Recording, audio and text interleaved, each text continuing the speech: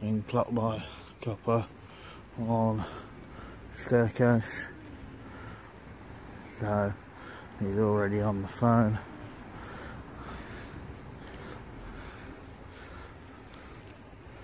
You can see there.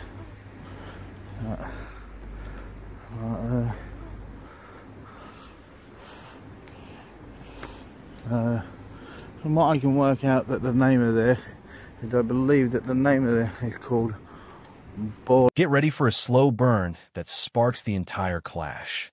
3 seconds in, and the auditor is already clocked by an officer on the stairs. Phone to ear, eyes locked. No dialogue needed. The look says it all. A silent alarm has been pulled, and we're watching the fuse get lit on a very public test of power, policy, and patience. Police station. Well, first of all, could you identify yourself for me? PC. And your collar number? PC Lee Bush.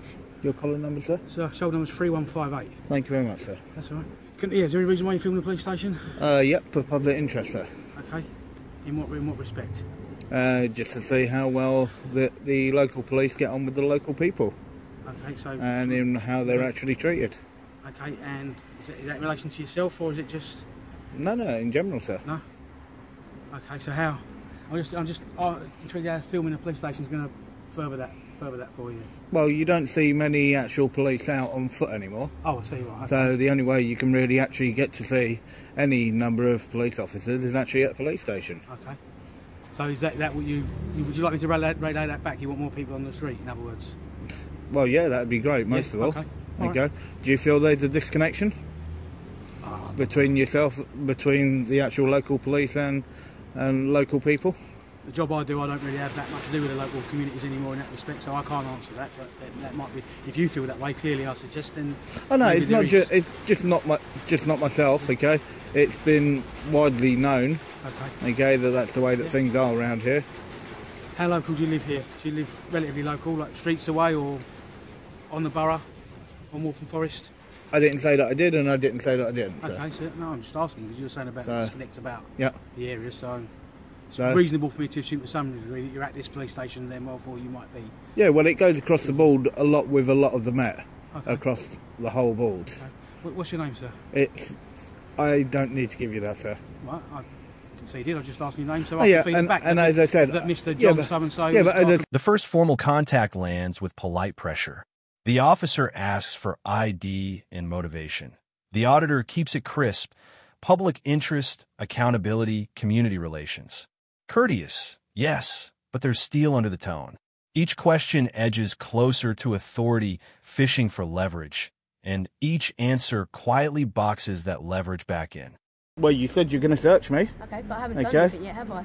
That's only because I'm challenging you. No, I'm asking you a question, and you can't give me an answer. I don't need to justify what I'm doing, okay? I've told you why I'm here.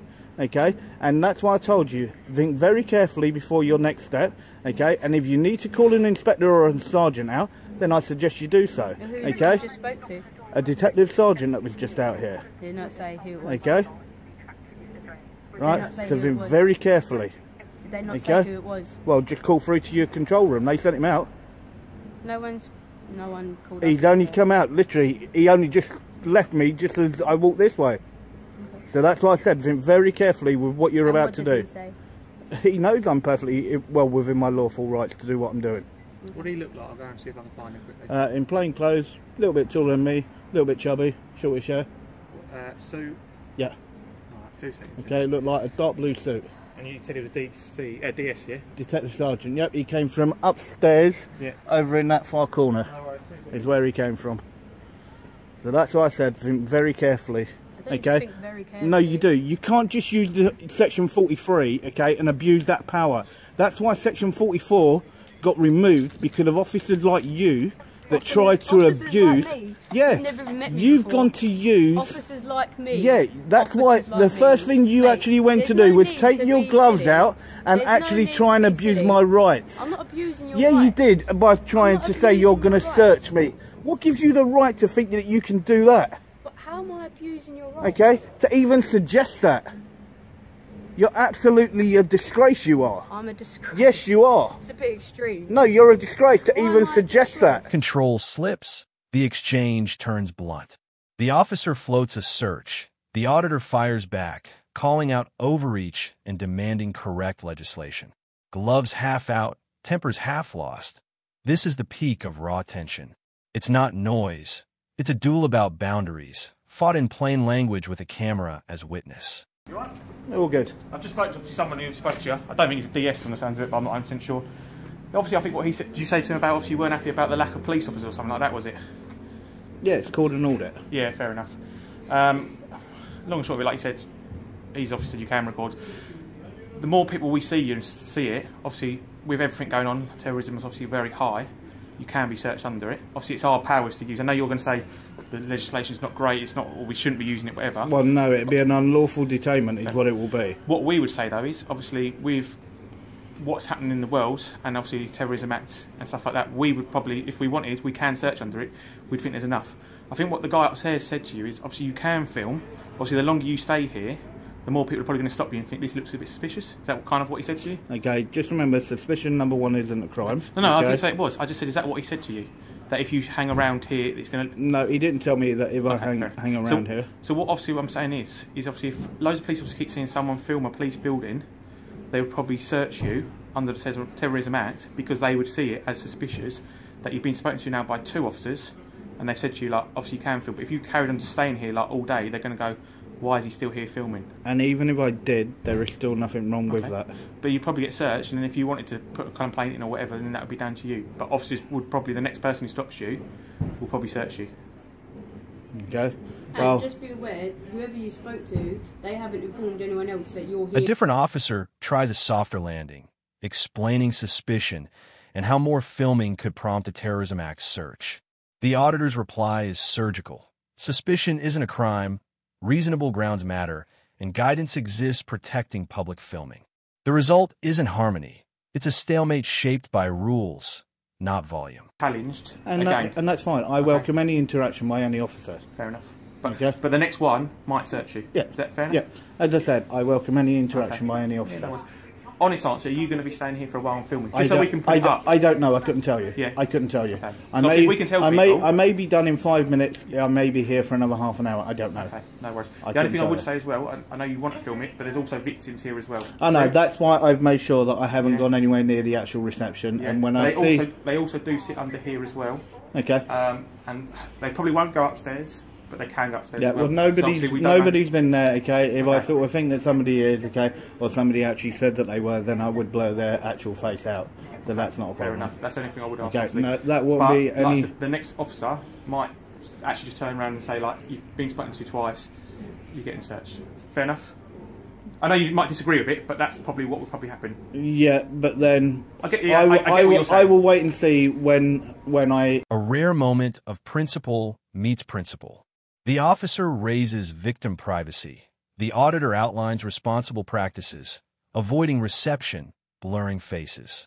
For a breath, the confrontation becomes professional discourse. It doesn't end the conflict, but it reminds the audience that rights and respect aren't enemies.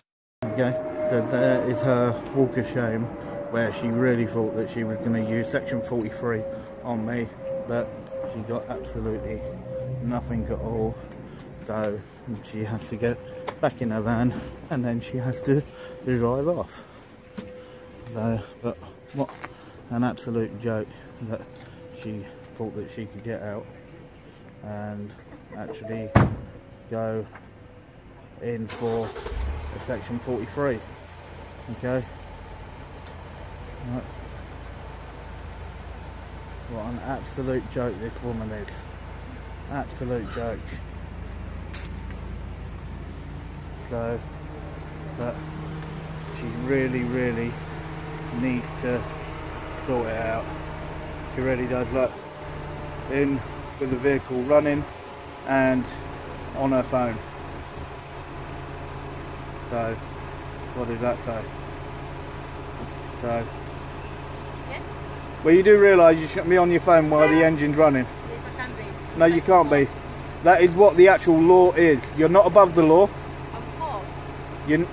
You've still got the keys in the ignition. And I'm hot. That is, it makes no difference. The law is with the keys in the ignition. Okay, So you can see there, guys. The tables turn in the closing beats. As the officer withdraws, the auditor calls out phone use with the engine running, LOM mirrored back at authority. Moments ago, terrorism powers hovered. Now, the spotlight falls on everyday compliance.